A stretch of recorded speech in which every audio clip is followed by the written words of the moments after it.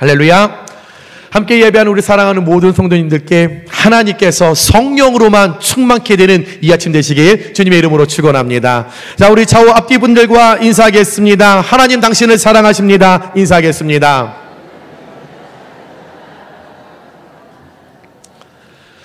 다시 한번 인사할까요? 우리가 보통 겨울에는 감기 조심하세요 이렇게 인사하잖아요. 오늘 이렇게 인사하겠습니다. 여름 조심하세요. 인사하겠습니다. 여러분, 여름이 굉장히 많이 더운데요, 머리털 하나 상하지 않고 지키시는 하나님의 능력이 여러분들의 모든 출입을 지켜주실 줄 믿습니다. 여러분, 신약에는요, 예수님께서 죽은 자를 살리신 기적이 세 가지를 여러분 소개하고 있습니다. 첫 번째는 예수님께서 나인성에 들어가셨을 때에 한 과부가 자신의 죽은 아들을 장례 행렬을 하고 있는 그 상황 가운데 예수님께서 그 한 과부의 모습을 바라보시고 그 죽은 아들을 살려주셨습니다. 두 번째 기적은 예수님께서 가장 사랑했던 자신의 친구 나사로가 죽었을 때에 그 나사로가 죽은 지 그 나흘 만에 무덤에 가셔서 예수님께서 나사로를 살려주셨죠. 그리고 세 번째는 야이로의 딸이 12세 딸 외동딸이 죽게 되었을 때에 예수님께서 그 딸을 살려주신 사건이 있었습니다. 오늘은 이 세 번째 야이로와 죽은 그 딸의 이 사건을 여러분과 함께 나누면서 때때로 우리의 인생의 험난한 파도를 만나고 거센 풍랑을 우리가 만날 때 세상에 온갖 유혹과 시옵과 환란이 일어나는 그 삶을 맞이해서 내 삶을 포기하고 싶고 하나님을 떠나고 싶고 예배 자리에 서지 않게 되고 싶은 그때를 맞이하게 된다면, 나 구원받았어요, 나 중생 사건이 일어났어요, 나 모태신앙이에요, 예수님을 오래 믿었어요, 나 교회 중직이에요, 그럼에도 불구하고 인생에 감당하지 못할 고통을 맞이하게 된다면 당연히 믿음이 흔들리게 될 텐데, 내 신앙이 흔들리게 될 텐데, 그 두려움에서 포기하고 싶은 그 순간에 내가 벗어나지 못한다라고 하는 그 아픔에 잠겨 있을 때 나는 어떻게 해야 하는가? 믿음의 사람인데, 그리스도인인데 나 어떻게 해야 하나? 오늘 이 말씀을 야이로와 그 딸의 사건을 통해 여러분과 함께 나눌 때에 성령 하나님께서 오늘 야이로 가정 가운데 나타나서 달리다굼의 축복을 허락하여 주셨던 동일한 역사가 저와 여러분의 모든 거센 풍랑의 모든 문제와 염려 가운데 동일하게 나타나게 되시길 주님의 이름으로 축원합니다. 여러분, 우리는 힘든 상황을 마주하게 될 때 각자 나름대로 삶의 경험을 통하여 얻어진 지식, 어떤 지혜, 이 모든 것을 다 대입해서 나 자신이 견딜 수 있는 한계점, 기준점을 내 스스로 설정하고 대입하고 그 기준치를 만듭니다. 요 정도 힘든 거 내가 이길 수 있어. 그래, 이만큼은 나는 이길 수 있는 거야 라는 한계점과 기준치를 모든 사람들이 세워놓고 살아가며 그렇게 다짐합니다.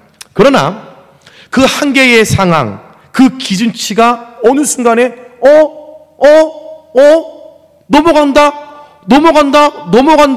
넘어갈 것 같아 라는 의심이 내 안에 찾아오는 순간, 또 내 이 모든 상황이 전혀 호전되지 않고 풀려가지 않고 해결되지 않고 더 큰 환란에 빠지고 더 어려운 수렁에 우리가 빠지면 사람은 누구나 낙심하고 절망하고 마지막에는 그 한계치에 다다랐었을 때에 다시 바닥으로 주저앉으면서 포기하게 됩니다.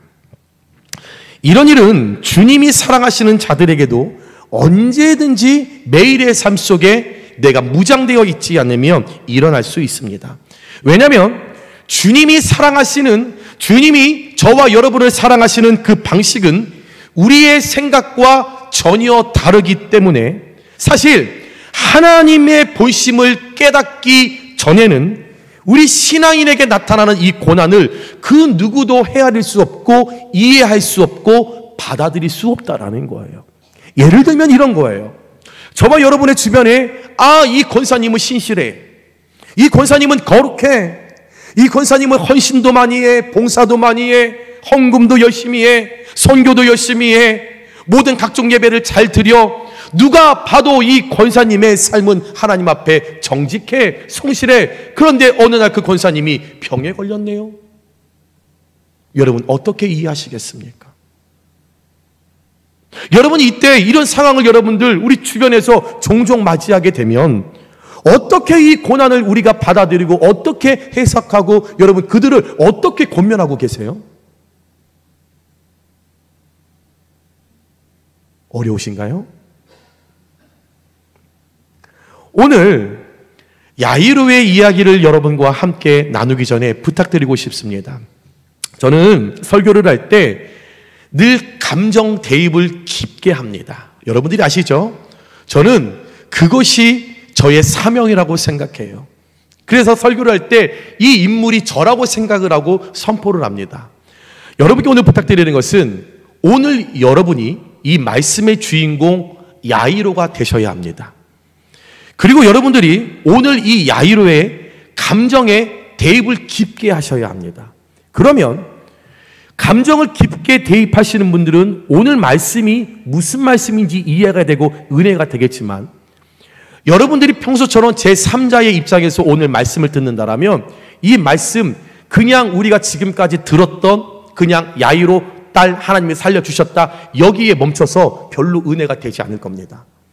그래서 오늘 여러분은 분명히 이제부터 여러분들이 야이로고요. 여러분들에게 12살 된 외동딸이 내게 있습니다. 이것을 전제로 여러분께 말씀을 전하겠습니다. 어느 날이었습니다. 예수님께서 거라사인의 지역에서 사역을 마치시고 이제 가버나움으로 오신다라는 소식이 그들에게 들려지자 수많은 사람들이 예수님이 오신다라고 하는 갈릴리 바다에 다 모여들기 시작했습니다. 예수님의 인기가 대단했죠. 예수님이 가시는 곳곳마다 수많은 이적이 나타나니 당연히 예수님이 오신다라는 이야기를 듣고 모든 사람들이 다 몰려들었습니다. 수많은 인파들이 예수님이 있는 곳으로 다 몰려들었습니다. 오늘 이 인파 가운데 한 사람, 여러분이 예수님 찾아왔습니다. 야이로가 그 수많은 인파들을 헤치고 예수님 앞에 찾아왔습니다. 눈 안에 넣어도 아프지 않는 12살, 지금으로 말하면 초등학교 5학년. 저희 딸이 5학년이거든요. 12살 된 외동딸이 죽어가고 있었기에 어떻게 해서든지 그 딸을 살려보고자 어쩌면 사랑하는 딸의 마지막을 지켜보면서 함께 해줘야 되는 아비인데도 불구하고 그 곁에 있기보다는 야이로는 어떻게 해서든지 그 딸을 살려보고자 그 딸의 인정을 지켜보기보다는 오늘 12살 된 내 딸이 죽어가고 있기 때문에 숨이 꼴깍꼴깍 넘어가고 있기 때문에 누구를 만난다라는 걸 상상할 수 없는 상황이었습니다. 집 문 밖을 나가는 것은 상상할 수 없는 일이었습니다. 어떻게 해서든지 죽음을 앞두고 있는 내 딸 손 한 번 더 잡아봐야죠. 한 번 얼굴 더 한 번 만져봐야죠. 잠시 후면 보지 못할 건데 그 딸 곁에서 내 눈에 조금이라도 더 넣기 위하여 그 딸 곁에서 이 야이로는 있어야만 했는데 오늘 죽어가는 그 딸을 집에 혼자 두고 그 집 반대 방향인 예수님이 계시는 그곳으로 떠나와 예수님 앞에 선 야이로의 모습에서 얼마나 그 애절함이 느껴지는지, 얼마나 그 간절함이 느껴지는지, 죽어가고 있는 그 딸을 두고 문을 닫고 집 밖을 나서는 그 아비의 마음이 얼마나 처절하고 얼마나 괴롭고 얼마나 힘이 들었을까. 이 감정을 가지고 야이로 예수님 발 앞에 엎드렸습니다. 그리고 자신의 딸이 죽게 되었으니 예수님 오셔서 안수해달라고, 예수님의 손을 내 딸에게 얹어주시면 내 딸이 나을 거라고, 살려달라고, 예수님 살려주세요 간청했습니다. 사실 회당장이라고 하는 이 지위를 가지고 있는 자가 아무리 절박한 상황이었다라고 할지라도 당시 30대 초반이었던, 검증되지 않았던 그 예수께 온전하게 엎드려 절하는 것은 결코 쉬운 일이 아니었지요. 그 예수가 하나님의 아들이라는 것을 검증되지 않았었는데, 과학적으로 객관적으로 증명되지 않았었는데, 그 젊은 예수께 엎드린다라는 것은 쉬운 일이 아니었죠. 그런데도 불구하고 그가 주님을 찾아갔습니다. 그리고 엎드렸습니다. 당시 유대교 주류 사회에서 부담스러웠던 그 예수님이었는데도 불구하고 자신과 함께하는 모든 유대인들이 저 예수는 아직 검증되지 않았어, 저 이상한 기적을 일으키는 저 사람 누구야? 뭐 귀신이야? 누구야? 많은 사람들이 검증되지 않았던 그 예수 부담스러워하고 어쩌면 싫어하고 우리 사회에서 없어졌으면 좋겠다라고 판단되었던 그 예수라고 하는 그 인식 가운데서 회당장이라는 직분을 가진 오늘 야이로가 예수님 앞에 나아가 절한 것 쉽지 않았던 일이죠. 그런데 왜 엎드렸을까요? 왜 예수님을 찾아갔을까요? 단 하나, 예수님이 자신의 죽어가는 딸을 고쳐줄 수 있는 분이라는 것을 믿었기 때문이에요. 다른 것 없습니다. 그분이라면 죽어가는 내 딸을 반드시 살려주실 거야 라는 믿음, 소망이 그에게 있었다라는 거죠. 이 이야기를 들은 예수님께서 자신의 사역을 멈추시고 이제 야이로의 집을 향하여 발걸음을 재촉하십니다. 바쁜 걸음으로 야이로와 함께 그 집을 향하여 가시는데 갑자기 혈루병 걸린 여자가 예수님의 옷자락을 만졌어요. 예수님의 발걸음이 멈췄습니다. 여러분, 예수님 너무하지 않으세요? 왜 멈췄을까요, 예수님? 아니, 지금 빨리 가셔야 되는데 예수님 그 자리에서 어떤 여자가 옷자락을 이렇게 만졌다라고 서셨어요. 그리고 누가 내 옷자락을 만졌느냐 질문하시는 거예요. 너무 눈치 없지 않으세요? 예수님 지금 이 상황에 그 여자를 향하여 누가 옷자락을 만졌냐 물어보시면서 호구조사하시는 거예요. 너 집이 어디냐? 가족이 어떻게 되냐? 너 왜 병이 걸렸었냐? 수많은 호구조사를 하시는 거죠. 그 옆에 한시가 급한 야이로는 1분 1초가 다급하여서 숨이 꼴깍꼴깍 넘어가고, 그 집에서는 그 사랑하는 12살밖에 되지 않은 딸이 죽어가고 있는데 우리 예수님 태평천하하게 옷자락 만졌다고 누가 만졌냐고 물어보시면서 호구조사하시면서 어떤 말에도 어떤 상황에도 연연하지 아니하시고 신방만 열심히 하는 거예요. 여러분, 용인 창날 시장에 가면 사람들이 많잖아요. 그러면 길을 다니다 보면 어깨 부딪힐 수 있죠. 내 핸드백 누군가가 부딪힐 수 있죠. 내 옷자락 누가 잘못하다가 건들 수도 있죠. 그러면 아줌마! 왜 어깨 부딪혀? 싸우는 사람 없잖아요. 내 옷자락 누가 이렇게 딱 건드렸다고 이봐요! 사과하세요! 안 하시잖아요. 사람이 인파가 많으면 많기 때문에 부딪힐 수밖에 없고 누군가가 만질 수밖에 없고 건들 수밖에 없는 건데 뭐 한다고 우리 예수님은 도대체 그 자리에 지금 바빠 죽겠는데 거기에 서서 누가 옷자락을 만느냐 왜 물어보시는 거예요? 그런데 그 순간 예상했던 문제가 터져버렸습니다. 35절이죠. 회당장의 집에서 사람들이 와서 회당장에게 이르되 당신의 딸이 죽었나이다. 누가 내 옷자락을 만졌느냐 그 순간에 딸이 죽었다라는 거예요. 여러분, 딸이 죽었대요. 야이로 내가 정해놓은 한계점, 기준치가 넘어버렸습니다. 온몸에 맥이 풀리고 순간적으로 두려움과 절망이 찾아오고 살릴 수 있다라고 하는 소망이 사라졌습니다. 그런데요, 그때 우리 예수님 회당장 야이로에게 뭐라고 하시는지 아세요? 36절에 두려워하지 말고 믿기만 하라. 아멘 하셨어요? 여러분, 정말 여러분이 야이로라면 아멘 하실 수 있으세요? 여러분, 감정을 깊게 대입하세요. 여러분, 아멘 하실 수 있으세요? 여러분, 이 상황에서 예수님의 이 말씀이 위로가 되고 쉽게 내 슬픔이 사라지겠습니까? 그리고 이 상황에 도대체 무엇을 믿으라고 하는지 여러분 이해가 되세요? 저는요, 이 말씀을요 100번도 제가 이 구절을 더 봤어요. 읽고 또 읽고 저는요 아멘이 안 돼요.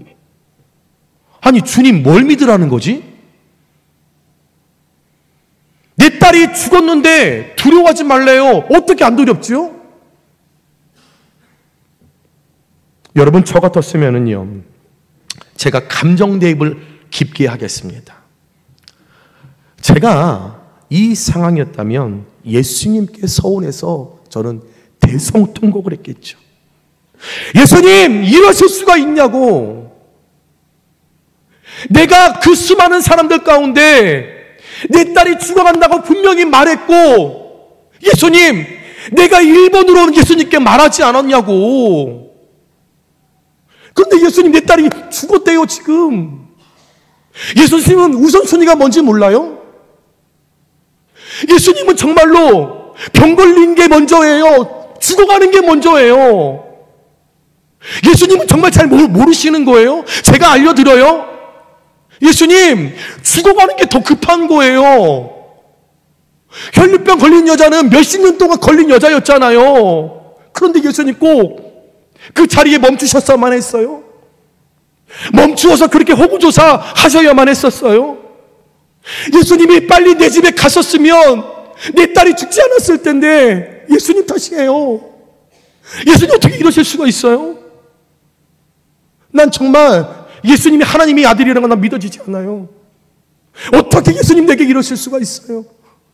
예수님은 정말 우선순위가 정말 얼마나 중요한지 몰라요? 예수님이 그냥 가셨더라면 내 딸 죽지 않았을 거예요. 나 예수님 안 믿어요. 나는 예수님 정말 쳐다보고 싶지도 않아요. 다시 돌아오겠습니다. 저는 그랬을 거예요. 하나밖에 없는 제 딸이 죽었다라는데 두려워하지 않을 사람 누가 있고, 무엇을 믿으라는지 어떻게 이해가 되겠습니까? 저와 여러분도 우리의 삶 속에 이런 어려운 다양한 상황을 직면할 때가 있습니다. 절박한 상황인데 어려움을 당했는데 주님이 보이지 않아요. 하나님의 말씀이 들리지 않아요. 너무 괴롭고 힘드니 예배의 자리에 와도 하나님의 말씀이 들리지 않아요. 말씀을 봐도 이 말씀이 믿어지지 않아요. 기억나지 않을 때가 분명히 우리에게 많이 있다라는 거예요. 그때 도저히 회복될 수 없는 이 상황에 주님의 말씀을 통해 두려워하지 말고 믿기만 하라. 여러분, 이 말씀을 들었을 때 마음이 어떠시습니까? 여러분, 이 이야기를 들으면 어떠세요? 오늘 주님은 이런 아이러니하고 쉽게 받아들일 수 없는 이 상황을 통해 우리에게 주시고자 하는 깨달음이 과연 뭘까? 믿지 못하겠고 두렵겠고 이해하지 못하는 상황인데 예수님은 오늘 야이로의 이 사건을 통해 우리에게 주시는 깨달음이 뭘까? 참 허탈하게도 단 하나, 두려움과 절망 속에서도 끝까지 믿고 신뢰하라. 이것이 오늘 본문을 통한 하나님의 깨달음이라는 거죠. 야이로는 사랑하는 외동딸 사랑할 수 있다라는 소망을 갖고 예수님을 모시고 자신의 집으로 가고 있을 때 그 딸이 죽었다라고 하는 소식을 하인들로부터 들었을 때 소망이 사라지고 억장이 무너지고 하늘이 무너지는 듯한 감정을 느끼면서 갑자기 그의 심령 안에 두려움이 임했습니다. 두려움. 어떤 두려움일까요? 그토록 사모하고 그토록 소망하고 그 믿었던 사실이 현실로 이루어지지 않을까 하는 두려움이 그 야이로의 마음 가운데 찾아왔다라는 거죠. 지금 죽어가는 딸이 있는 곳으로 예수님을 모시고 가는 이 야이로의 믿음이 여러분 어떤 믿음이었어요?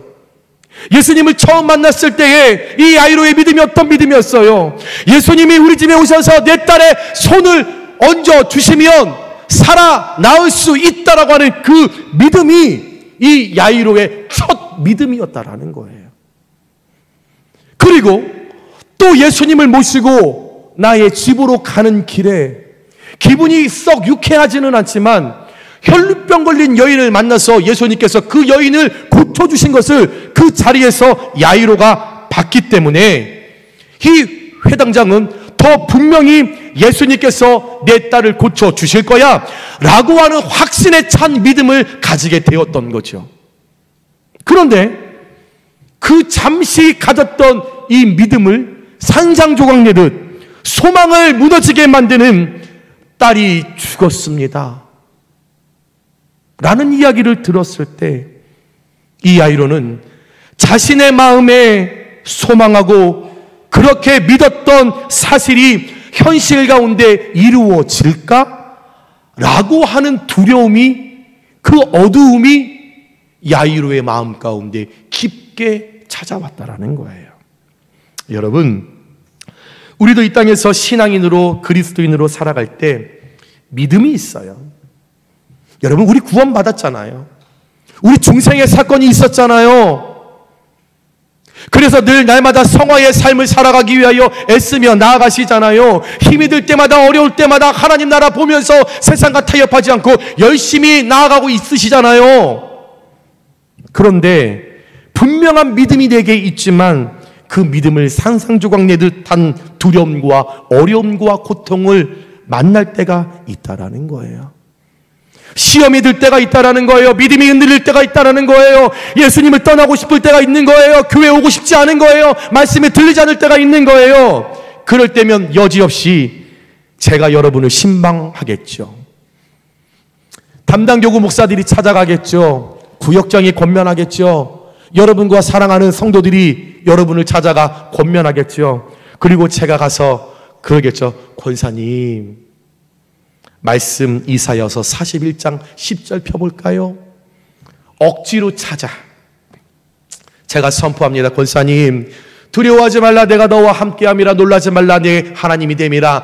내가 너를 굳세게 하리라. 참으로 너를 도와주리라. 참으로 나의 오른손으로 너를 붙들리라. 권사님, 하나님 말씀하시잖아요. 이겨내셔야지요. 권면합니다. 오병호 목사가 찾아갑니다. 권사님, 사사기 6장 23절에 여호와께서 그에게 이르시되 너는 안심하라. 두려워하지 말라. 죽지 아니하리라 하시니라 말씀하셨어요. 권사님, 힘내셔야죠. 앞에서는 예, 속으로는 오병호 너나 잘해. 너가 지금 네 딸이 죽은 거 너 지금 아니잖아. 내 마음 알아? 속으로 말하겠죠. 자, 우리 박종명 구역장님이 찾아가십니다. 집사님, 신명기 31장 6절 말씀에 너희는 강하고 담대하라. 두려워하지 말라. 그들 앞에서 떨지 말라. 이는 내 하나님 여호와가 그가 너와 함께 가시며 결코 너를 떠나지 아니하시며 버리지 아니하실 것임이라 하고, 그러니 집사님 이 말씀을 듣고 이겨내셔야죠. 앞에서는 예 하시지만 구역장을 바라보면서 너나 떠나지 마. 너나. 여러분 알아요? 누가 몰라요? 그 약속을 믿고 평생을 살아왔어요. 안다니까요. 강하고 담대하라. 누가 몰라요? 알고 있다니까요. 오늘 말씀 36절에 예수님이 두려워하지 말라, 믿기만 하라. 예, 알아요. 안다고요. 누가 모른다고 그랬어요? 힘이 들 때 그 말씀 부여잡고 기도하는 거 알아요. 해봤어요. 근데 안 되는 건 어떻게 해요? 기도했는데 문제에 풀림이 없어요. 죽었어요. 여러분의 12살밖에 되지 않은 이 세상에 하나밖에 없는 내 딸이 죽었다고요. 그런데 이 말씀이 여러분들 은혜가 되고 도전이 되고, 아, 그렇게 살아야겠다, 기도의 자리를 지켜야겠다, 여러분 그렇게 하실 수 있으시세요? 현재 내 삶에 일어난 문제들이 동서남북을 바로 여러분 해결할 통로가 없어요. 해결될 기미가 안 보여요. 이쯤 되면 교회를 오래 다녔던, 기도를 많이 하던 하나님께서 말씀하신 이 모든 현실이 과연 이루어질까 하는 두려움이 우리 마음에 생기는 건 당연한 일이에요. 내가 하나님께 믿었던 사실이 과연 현실에서 이루어질까? 라고 하는 두려움이 생기는 거 당연한 일이에요. 여러분, 이 문제 앞에 거룩한 척 하지 마세요. 여러분, 굉장히 꽤나 하나님 앞에 의인인 척 하지 마세요. 어떤 경제적인 문제, 사랑과의 문제, 여러분 이 정도 겉으로 거룩한 척 하실 수 있으실 거예요. 아멘 하실 수 있으실 거예요. 그런데 여러분의 생명과 바꿀 수 있는 12살 하나밖에 없는 내 딸이 죽었다라는 사건에 여러분 언제까지 거룩한 척 하실 겁니까? 언제까지 여러분 아무렇지 않은 척 하나님 앞에 거짓의 옷을 입고 계실 거예요? 이 문제 앞에 그 누구도, 그 두려움 앞에 떨리지 않을 사람 아무도 없다라는 거죠. 내가 하나님께서 내게 은혜 베풀어 주셨던 하나님의 말씀이 과연 이루어질까? 두려운 마음 생기는 것 당연한 거예요. 그러면 믿음은 있지만, 교회 오래 다녔지만, 구원받았지만, 정말 혹 설마 라는 의심이 내 안에 들어오며, 아무리 좋았던 신앙이라 할지라도 12살 된 외동딸이 죽었다라는 사건에는 모두가 불신앙으로 바뀔 수밖에 없다라는 거예요. 그런데 오늘 마가복음 5장 36절 말씀을 제가 공동번역 성경으로 이렇게 봤더니 이렇게 나와 있습니다. 예수께서는 이 말을 들은 채도 아니하시고, 무슨 말이냐면 지금 예수님과 야이로가 같이 있었어요. 집으로 가는 길이었어요. 그런데 하인이 와서 주인이요, 딸이 죽었습니다 라고 이야기를 했는데 예수님이 그 자리에서 하인이 하셨던 이야기를 들은 척도 안 하셨다라는 거예요. 그리고 야이로를 향해서 걱정하지 마, 믿어. 다시 말해서 세상이 너의 거센 풍랑과 어려움을 통하여 너를 무너뜨리고 한다는 어떤 소리에도 반응하지 마. 나만 봐. 내가 너와 함께 할 거야. 그냥 네가 나를 끝까지 믿어. 내가 네 딸을 고쳐줄 수 있다라고 했던 첫 믿음을 가지고 네가 내 앞에 수많은 사람들을 해치고 내게 나왔던 그의 믿음을 너 끝까지 지켜. 걱정하지 마.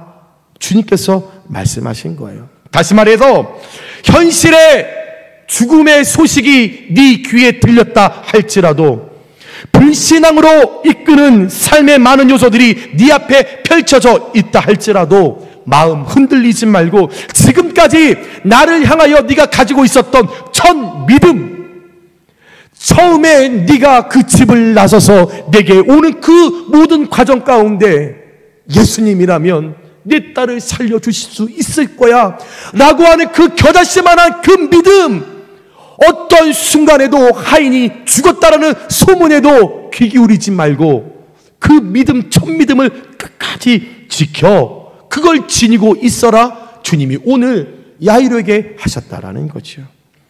마태복음 8장 13절에 예수께서 이르시되 가라 내 믿은 대로 될지어라 하시니, 내가 믿은 대로 된다니까. 네가 첫 믿음 그대로 된다니까. 그러기에 내가 그 일을 해줄 거야. 이루어 줄 거야. 즉 예수님은 딸이 죽었다라고 하는 이 현실의 소리가 그의 믿음을 무너뜨리게 하는데, 불신앙으로 변질시키는데 그가 충분하다는 것을 이미 알고 있었기 때문에 오늘 야이로가 딸이 죽었다라는 소문을 들으면 그의 마음이 무너질 것 예수님은 이미 알고 계셨기 때문에, 그가 실망할 것을 이미 알고 계셨지만 그에게 예수님이 더 바라셨던 건 야이로가 그럼에도 불구하고 처음 예수님께 가졌던 예수님에 대한 그 첫 믿음을 포기하지 않고 끝까지 붙들고 있기를 바라시고 그것을 원하시며 그것을 시험하시기 위하여 오늘 야이로 앞에 주님은 두려워 말고 나를 바라봐라, 나를 믿어라, 주님께서 말씀하신 것입니다. 여러분, 예수님의 제자들이 예수님과 함께 있을 때 거센 풍랑이 몰려올 때 그들 빠져 죽을지 모른다라고 두려워했잖아요. 예수님이 계시는데도 불구하고, 옆에 있는데도 불구하고 옆에서 하인이 와서 죽었다라고 얘기를 하니 두려웠다라는 거예요. 예수님이 옆에 계시는데 그 풍랑이 몰려온다라고 해도 그 제자들이 두려워했다라는 거예요. 그래서 주님은 말씀하시기를 그 두려움이 거센 풍랑이 찾아와도, 세상과 악한 이기심이 너희에게 찾아와도, 내가 그래서 이 공동체 가운데 뒤처지고 내가 왕따당하고 무너질 거라는 그런 염려가 밀려와도, 내가 거룩하게 살아가고 믿음의 사람으로 살아가서 내가 많이 손해보고 세상과 타협하지 않고 하나님의 의를 위하여 내가 열심히 살아가다 보니 오히려 세상의 악한 사람들은 잘 되는 것 같고 나는 뒤처지는 것 같아서 그 두려움에 내가 서 있지만, 그 상황 가운데 그 예수님에 대한 불신이 내 안에 찾아오지만, 나 이러다 정말 무너지는 것 아니야? 나 다 잃어버리는 것 아니야? 예수님께 대한 불신에 휩싸이지만, 그러나 한계점을 넘어 공포에 질려서 주인님, 딸이 죽었습니다. 얘기를 듣는 순간 공포에 얼굴이 하얗게 질려 그냥 예수님을 이렇게 바라봤던 야이로. 그 야이로 주님 어떤 위로도 하지 않으시고 그냥 36절에 두려워 말고 믿기만 해라. 여러분, 믿음을 갖는다라는 것은 밀려오는 두려움과 절망에서 우리의 마음을 지키는 것인 줄 믿습니다. 광풍을 잠잠케 하시며 귀신을 쫓으시고 죽은 자를 살리시는 능력의 하나님 앞에 나의 발걸음을 한 발자국 옮기는 것이 우리와 함께하고 나를 지키시는 하나님을 믿는 것이 우리의 진정한 믿음인 줄 믿습니다. 여러분, 세상을 변화시키고 사람을 변화시키고 병든 자를 고치시고 죽은 자를 살리는 것은 주님께서 하시는 일입니다. 주님의 영역입니다. 하나님의 고유 권한입니다. 나는 사람을 변화시킬 수 없습니다. 나는 병든 자를 고칠 수 없어요. 나는 죽은 자를 살릴 수 없어요. 나는 그냥 다만 주님께서 역사하시는 그 현장에 베드로와 야고보와 요한 같이 그냥 예수님 계시는 그 자리 가운데 믿음으로 함께 서 있는 증인이면 그것으로 족하다라는 거지요. 그런데 자꾸 내가 예수님이 되려고 해요. 내가 고치려고 해요. 내가 살리려고 해요. 능력 없는데 살리지도 못하면서 끝까지 고집 부리고 있는 거예요. 그러나 주님이 우리에게 원하시는 건 그 예수님의 사역의 현장에 베드로와 야고보와 요한이 그냥 묵묵히 서서 예수님이 하시는 일을 그냥 무작정 바라봤던 것처럼 나의 능력 없음을 인정하고 나의 첫 믿음, 예수님께서 내 죽은 딸에게 손을 얹으시면 낫게 해주실 거야. 이 첫 믿음 잃지 않고 소유하고 예수님의 그 현장에 그냥 묵묵히 서 있을 때 하나님의 능력은 그곳에서 일하시며 하나님께서 죽은 자를 살리시는 능력이 그곳에 나타나게 되는 줄 믿으시기 바랍니다. 여러분, 불신을 품고 있을 때 내 믿음이 불신앙으로 변질될 때 주님께서는 역사하지 않습니다. 히브리서 12장 2절에 믿음의 주요 또 온전하게 하시는 이인 예수를 바라보자. 믿음의 주요 또 온전케 하시는 주님을 힘써 우리가 바라보며 생명을 구원하는 역사의 주체가 하나님이심을 내가 전적으로 믿을 때 그 믿음은 저와 여러분의 현실이 될 줄 믿습니다. 말씀을 정리합니다. 사랑하는 여러분, 신앙생활은 현실입니다. 예배 시간에 말씀을 듣고 우리가 아멘하지만 실제적으로 우리의 신앙생활의 현실은 우리가 아멘했던 것과는 정반대되는 일이 벌어지는 경우가 꽤나 많습니다. 이때 마귀는 우리의 한계점, 기준점을 이용해서 우리에게 두려움을 줍니다. 은퇴 위에 어떻게 살아가야 하지? 두려움. 지금까지 열심히 잘 살아온 것을 바라보지 못하고 이후의 삶을 두렵게 사탄 마귀는 공격하는 거죠. 그동안 잘 살아왔거든요. 그동안 직장에서 처자식 위해서 애썼거든요.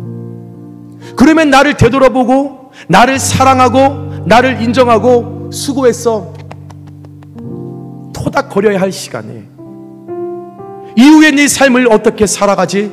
라고 하는 그 두려움이 찾아올 때가 있다라는 거예요. 예수님을 열심히 믿습니다. 그런데 질병이 찾아와요. 그러면 그 있었던 믿음이 불신앙으로 변해가는 거예요. 내가 이 질병에서 고침을 받아서 빨리 예배의 자리에 가야지 소망을 갖고 하나님 앞에 나아가야 되는데, 나 이렇게 열심히 살았는데, 신앙생활 열심히 했는데 하나님 나한테 왜 이러시는 거야? 그 한계점을 뛰어넘지 못하여서 포기하여서 하나님을 떠나는 경우가 얼마나 많이 있습니까? 하나님을 믿지 못하게 합니다. 그래서 하나님의 말씀에 불순종하게 만들고 결국 망하게 하는 것이 사탄 마귀의 전략입니다. 그런 두려움이 내 안에 찾아올 때, 12살 된 외동딸이 죽었다라고 하는 소식이 내게 들려질 때 우리에게 필요한 것은 모든 것이 다 끝난 것처럼 느껴질 때도 그럼에도 불구하고 내 믿음을 지키는 일보다 더 중요한 일은 없다라는 거죠. 왜요? 예수님께서는 나의 손을 잡고 일으키시며 오늘의 역사를 행하실 것이기 때문이라는 거예요. 여러분, 사업에 문제가 있으십니까? 가정과 자녀의 문제로 어려운 분들이 있으세요? 육신의 질병으로 인하여 호소하는 분들이 있으십니까?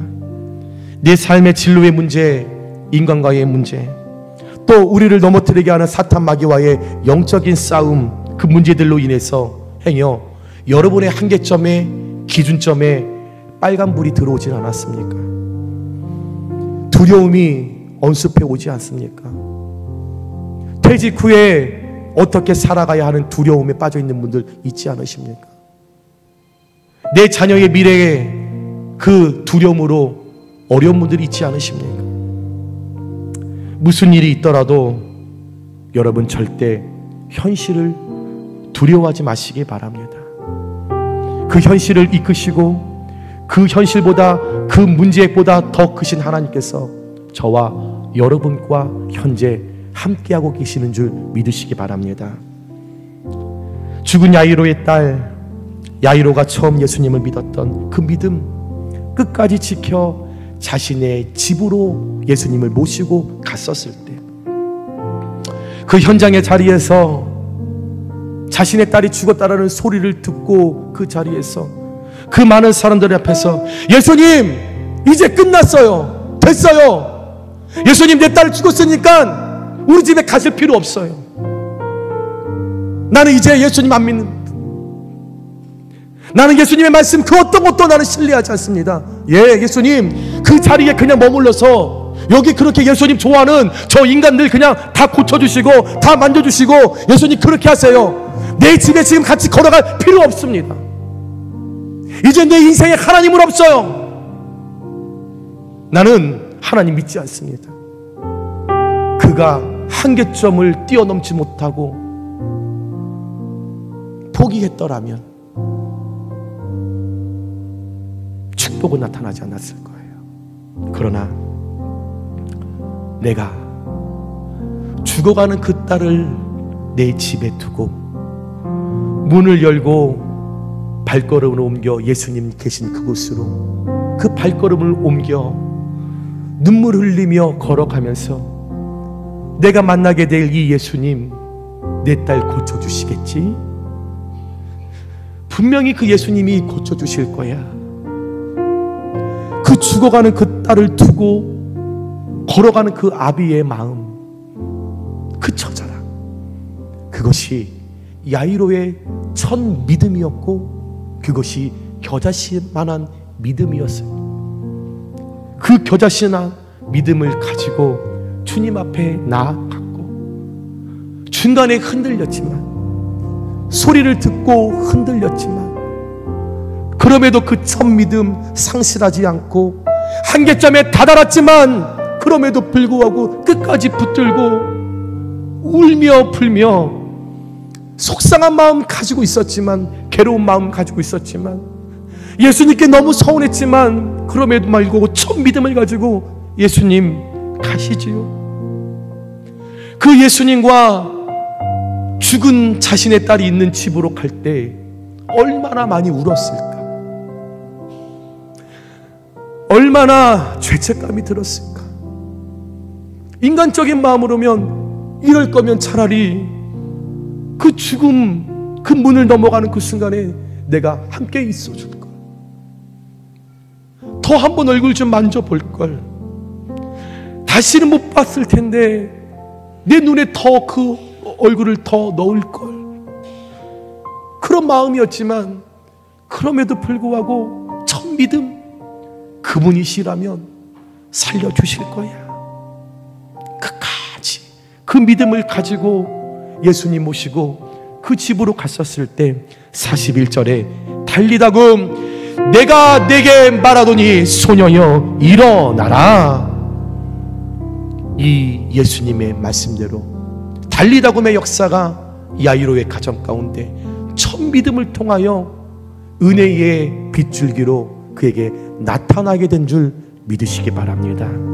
사랑하는 여러분, 야이로가 믿었던 주께서의 오늘의 현실을 오늘의 역사로 이루어 주신 것을 믿고, 어떤 순간에도 힘이 들어도 어려워도 한계점에 다 다르다 할지라도 첫 믿음, 주님을 향했던 나의 첫 믿음은 끝까지 붙들고 나아가실 때 여러분의 모든 문제 가운데 주님께서 오늘 야이로에게 말씀하셨듯이 달리 다금 일어나라 선포하실 때 모든 문제가 해결받고 일어나고 살아나는 역사가 오늘 예배하는 사랑하는 용인교회 모든 성도님들의 삶 가운데 강력하게 부어지게 되시길 주님의 이름으로 축원합니다. 주님의 이름으로 축원합니다. 주님의 이름으로 축원합니다. 여러분, 그래서 우리가 이 달리다금의 문제를 통해서 모든 어려움에서 우리가 자유하여 모든 질병에서 고침받고 모든 어려움에서 우리가 자유를 누리며 살아계신 하나님을 첫 믿음으로 반드시 누리는 그 은혜가 강같이 우리 사랑하는 용익교회 모든 분들에게 넘치시길 다시 한번 주님의 이름으로 축원합니다.